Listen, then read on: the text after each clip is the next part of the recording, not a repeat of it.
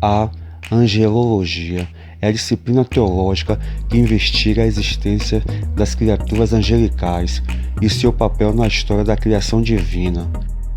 Por esta razão, estes seres estão muito presentes nas escrituras sagradas.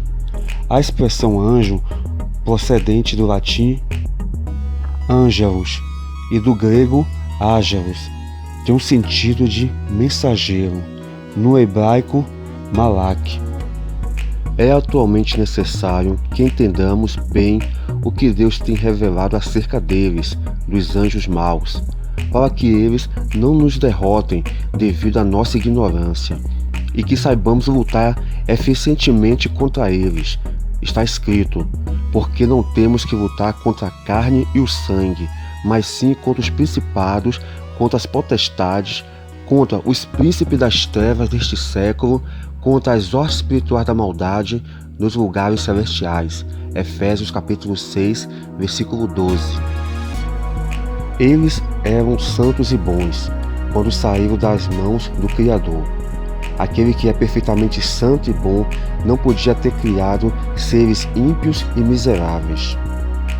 Está escrito: e aos anjos que não guardaram o seu principado, mas deixaram a sua própria habitação, reservou na escuridão e em prisões eternas até ao juízo daquele grande dia. Judas capítulo 6. O que entendemos é que uma terça parte dos anjos pecaram e caíram, pois as escrituras assim declaram. Não sabemos com certeza qual foi o motivo, porque assim não foi nos revelado, mas alguns pensam que quando Deus publicou o decreto na revelação no livro do Salmo, capítulo 2, versículos 6 e 7, que fala acerca do reino do seu unigênito Filho, que seria sobre toda a criatura, esses primogênitos entre as criaturas deram lugar ao orgulho, comparando-se a si mesmos com o Filho.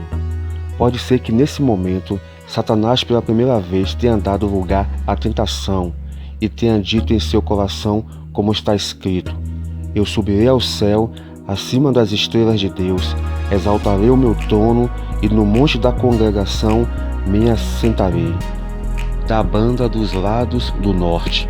Subirei acima das mais altas nuvens e serei semelhante ao Altíssimo. Livro de Isaías, capítulo 14, versículo 13 ao 14. Uma linha de pensamento para a queda de Satanás poderia ser ao ver o projeto de Deus ainda no céu para o mundo que estava sem forma e vazia, e teria um ser que seria um homem do pó da terra para governar sobre tudo. Isso pode ser um fator que o querubim não aceitou. Os anjos maus são cheios de inveja, se não contra Deus, ao menos contra todas as criaturas dele e contra os anjos de Deus, que agora gozam da felicidade existente no céu, de onde eles caíram. Eles estão cheios de crueldades e malícias contra todos os filhos dos homens, aos quais desejam ansiosamente inspirar a mesma malevolência que lhes é própria, para envolvê-los na mesma miséria e arrastá-los para a perdição e o inferno. Está escrito no livro do Apocalipse, capítulo 12, versículo 12, diz assim: por isso, alegrai-vos, ó céus, e vós que neles habitais. Ai dos que habitam na terra e no mar, porque o diabo desceu a vós, e tem grande ira, sabendo que já tem pouco tempo. Eles são capazes de visitar nosso mundo, mas em qualquer parte que estejam, serão sempre espíritos imundos, buscando descanso sem o achar. Eles não podem se ver livres da sua miséria e condenação. Aprendemos que os espíritos imundos estão se esforçando diligente e perseverantemente para destruir as almas dos homens. No entanto, para nosso benefício, sabemos que eles nos podem tentar, mas não nos podem obrigar ao pecado, e somos exortados, como está escrito: submetei-vos a Deus, resisti ao diabo, e ele fugirá de vós. Livro de Tiago, capítulo 4, versículo 7. Um dos principais meios que os anjos maus utilizam para iludir os homens é perverter as Santas Escrituras e seus ensinos. Com isso, eles conseguiram a queda do homem no Jardim do Éden. O primeiro ataque de Satanás à mulher foi de um observador religioso, tentando criar dúvidas sobre a bondade de Deus e fixando a atenção dela na proibição, não no que ela dá livremente. O segundo ataque é ousado. Agora, em lugar da dúvida, existe a negação, seguida de calúnia ao caráter de Deus. Está escrito: então a serpente disse à mulher: é certo que não morrerás. Livro do Gênesis, capítulo 3.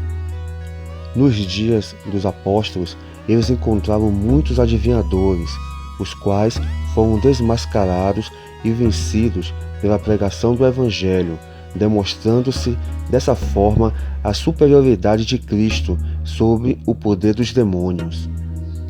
Está escrito: e aconteceu que, indo nós à oração, nos saiu ao encontro uma jovem que tinha espírito de adivinhação, a qual, adivinhando, dava grande lucro aos seus senhores.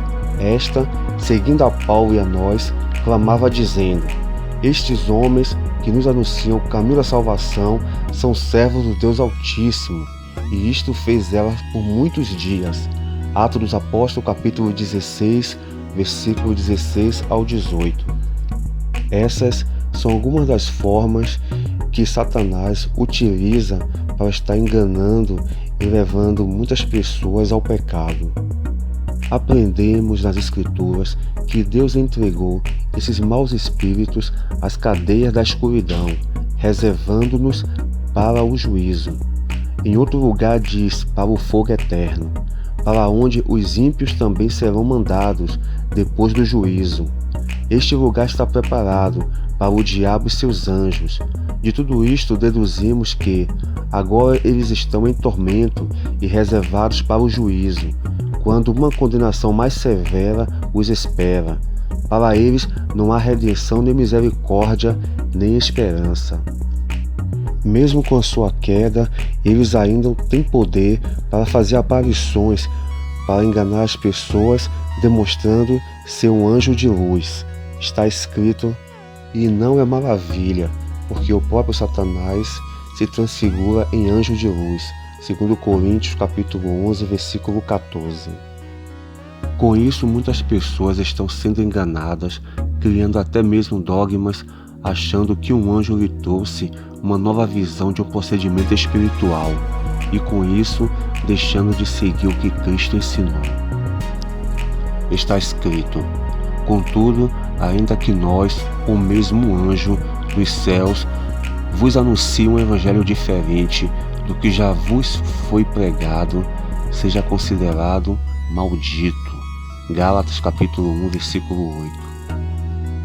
Como vimos, Satanás se rebelou contra o Altíssimo, desejando a sua glória e domínio, invejando ser como Deus. O diabo, com seu poder de influência, enganou a terça parte dos anjos, que caiu em pecado. A corrupção e queda de Satanás foi descrita também na revelação de Cristo. Está escrito: eu vi Satanás caindo do céu como um relâmpago. Livro de Lucas, capítulo 10, versículo 18. Entendemos que, devido às revelações pela palavra de Deus, que os anjos caídos se tornaram o que chamamos de demônios, os quais se apoderam de títulos devido às suas ações individuais contra a vida das pessoas. É bom saber que não devemos orar e adorar anjo algum. Isso nos afasta de Deus. Está escrito em Colossenses capítulo 2, versículo 18. Ninguém vos domine a seu bel prazer com pretexto de humildade e culto dos anjos, envolvendo-se em coisas que não viu, estando debalde inchado na sua carnal compreensão. Deus, que é o nosso protetor, está escrito no livro de 1 João, capítulo 5, versículo 18. Se for necessário, Deus enviará anjos ao nosso favor, como está escrito no livro de Salmos, capítulo 91, versículo 11. Assim como nós, os anjos são criaturas que estão sujeitas ao Criador. Nada podem fazer sem a permissão de Deus. Ele é o responsável por toda a provisão e proteção. Os anjos do Senhor apenas obedecem à sua vontade. Eu convido a você a se inscrever no canal, compartilhar, dar seu like, e a parte 3 sobre os anjos iremos falar sobre as suas classificações.